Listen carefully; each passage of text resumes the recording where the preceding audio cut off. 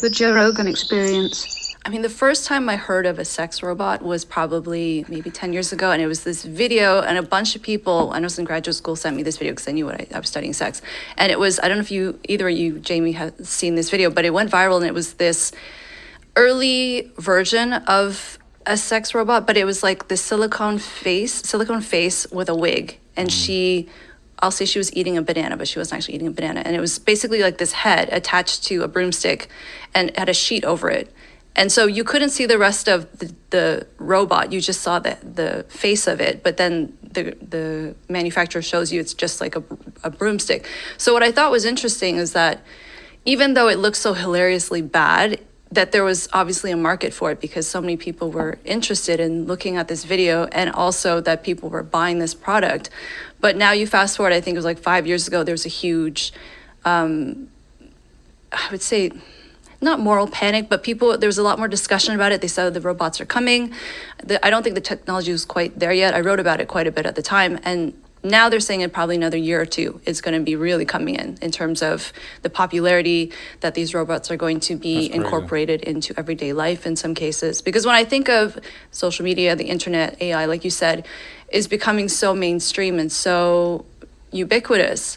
What's going to happen when we have these robots that are now being integrated into human life? And what happens when the technology does get so good that, they are more human-like and they are able to meet people's emotional needs and maybe even physical needs? What's going to happen to us then? Yeah, we're going to stop breeding. I mean, maybe that's the AI's plan. It's to not exterminate the human race, but to give them options so that they just You know the thing? I think it's more of, a first world, like a third world country, but a first, like the United States and China and like Italy and stuff like that. I think it's like a first world problem, not like a world problem. Third world countries, they're not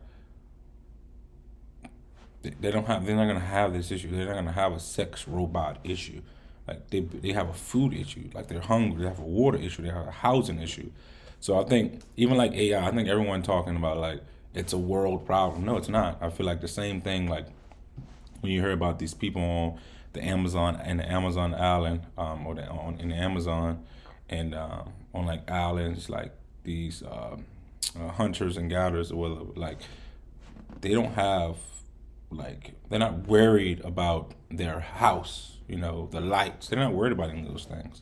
They live in a whole different type of environment. They don't have cars. They don't know about. They probably see airplanes, but they don't. It's a damn UFO to them. So it's like, I think everyone is like putting it on.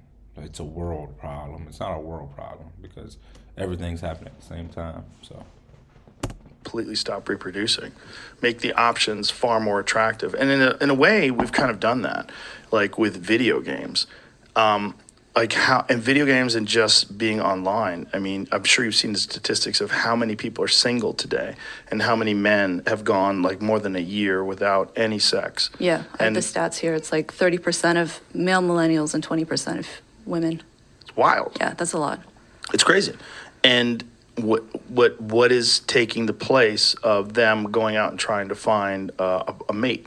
What is it? Well, it's the internet. It's video games. It's being constantly stimulated by this artificial realm that you exist in when you're playing Call of Duty. And it's, Don't ever disrespect Call of Duty. Call of Duty is one of the best games ever. And I stream almost every day. If you would like to watch, please tune in. Interacting with people only online and not having to go out to have just some sort of intellectual or some sort of a social discourse connection. Fulfilled. One of the last thing I'm gonna say is people keep blaming like the world in certain situations and people and men, 30, all this stuff, but it's the parents. The parents went from breastfeeding to bottle to here's a computer, here's a phone, here's a TV, here's go in your room and watch TV. So if that's what you grew up on from the age of 5 to 15, it's TV and your phone and this and that, that's the face-to-face interaction, I mean, it's meaningless. Like you go to school and people, there's so many what's the names, so many different personalities. But when you come home, you go on your computer, you go on your TV or your phone, and you literally on the algorithm or anything you want to watch. If it's TV, you literally turn to what you want to watch, and in your bubble, in your stratosphere, it's only what you want to watch. And if you don't want to watch it, you can change it. So which one would you prefer?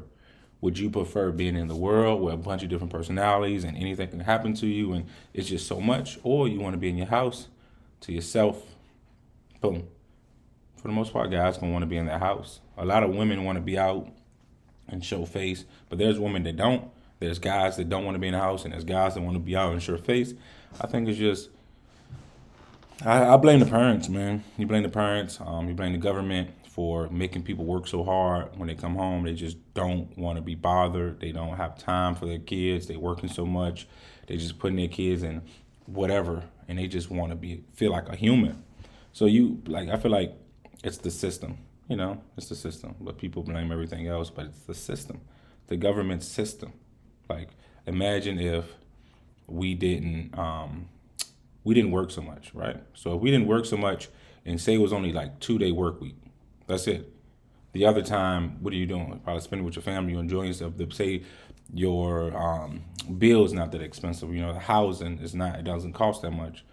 Okay, now you're not worrying about you getting fired. Now you're not worrying about your house. You're not worrying about none of this stuff. And your days off, the 5 days you have off, you're spending time with your family.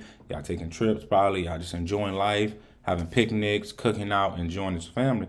But when you're working 6-7 days a week, you barely making rent. You got 8 kids and this and that and that and that and that. And somebody that you with is looking at social media and looking at the glitz and the glamour. Then, you know what I'm saying? Like, they're going to want the glitz and the glamour. But you can't provide that for them. So now they're unhappy. And you're unhappy that they're unhappy. Plus you're unhappy that you can't pay rent. Plus you're unhappy that you can't provide for your kids. And what you going to do? Y'all probably break up, and then you go isolate yourself, and then you find, it just, like, people blame everything but, like, the government, the system that we're in. It's the system. In your life, but it's only through this weird surface way. Do you think that AI video games, that not avoidance of in-person connection, but that fulfillment of connection through online means, do you think that's going to become a replacement for real life interaction eventually? It will for a lot of people. Yeah. I think there's going to be people that reject it. There's going to be people that enjoy going outside, and it's going to be, and it is now.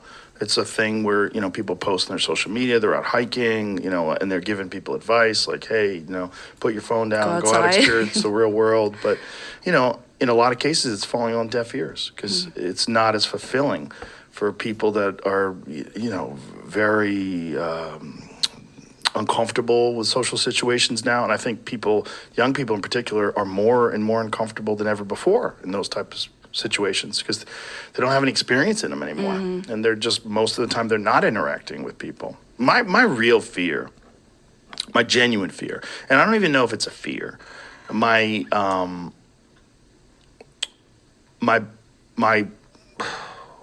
concern, let me say that, is that we're going to go extinct.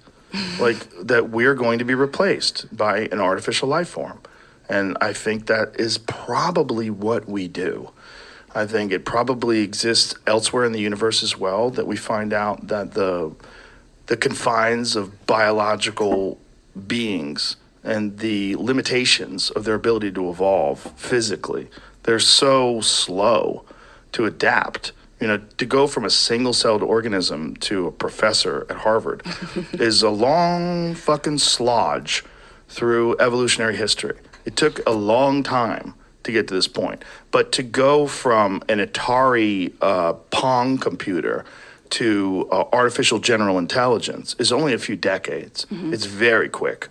And when that does happen, and when you see these robots, but now these robots are not this generation, but 5 generations later, or maybe AI figures out all the problems of these robots and makes ex machina.